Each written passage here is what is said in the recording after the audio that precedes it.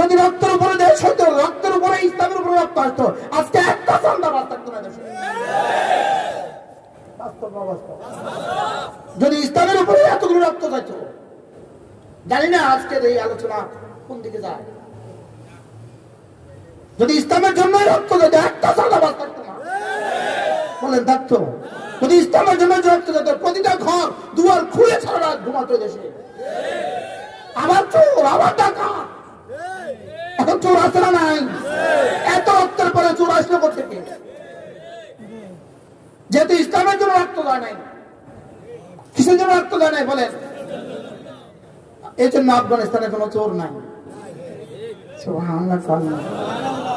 এই জন্য সৌদি আরবে কোনো চোর নাই, ডাকাত নাই। কেন? কেন? যা হয়েছে 1450 বছর আগে রক্তের উপর দিয়ে হয়েছে। বাহারাল ডাক করতেছেন কেউ?